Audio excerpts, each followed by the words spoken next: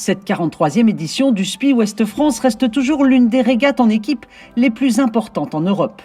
Organisée par le journal Ouest France, la Société nautique de la Trinité-sur-Mer et avec le soutien de la Banque Populaire, cet événement rassemble professionnels et amateurs qui ont profité de 3 jours de compétition de haut niveau avec en prime des conditions météo mémorables. Parmi les 1646 marins, nous rencontrons Florence, qui a parcouru près de 700 km depuis Dunkerque pour participer pour la première fois à cette régate. Jusque-là, je m'en étais tenue à des régates un petit peu sur Dunkerque ou éventuellement sur Nieuport, où il y a aussi beaucoup de petites régates avec les Belges. Mais c'est la première fois qu'on sort le bateau et qu'on vient jusqu'ici pour faire le SPI Ouest, en tout cas pour moi. Nous, on s'entraîne, on fait des sorties de voile 1 fois par semaine, donc c'est pas nécessairement des entraînements physiques ou quoi. Et là, pour le SPI Ouest, on avait essayé d'intensifier quand même un petit peu les entraînements en voile et on avait fait 1 ou 2 petites préparations physiques, un peu d'abdos, un peu de pompes et aussi on a travaillé un petit peu pour mettre notre équipage à jauge pour pas être trop lourd sur le bateau. Donc on a dû quand même un petit peu faire des efforts pour ça.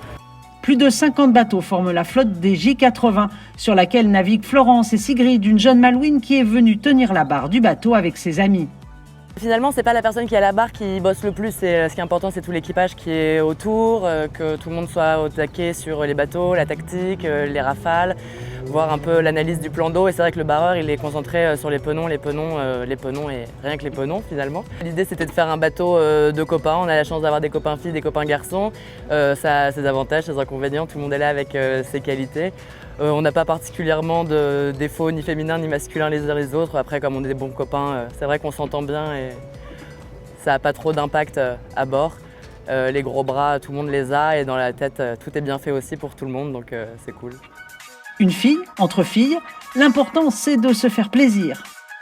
Nous venons du club de la Trinité et on est le seul équipage féminin dans notre classe, donc c'est super cool et on s'en sort bien. Donc on va continuer comme ça et voilà, on est super contente.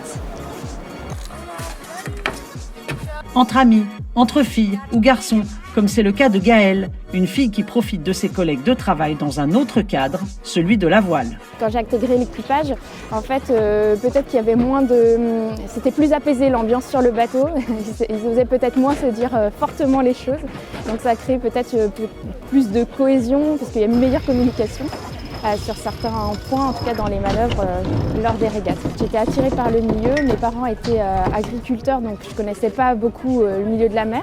Malgré tout, je suis née en Bretagne, donc très attirée par tout ça. Et en fait, j'étais partie je me suis inscrite en fait à une croisière sans connaître le monde de la voile, mais c'était une croisière où on pouvait apprendre en fait justement à naviguer. Donc ça a commencé comme ça.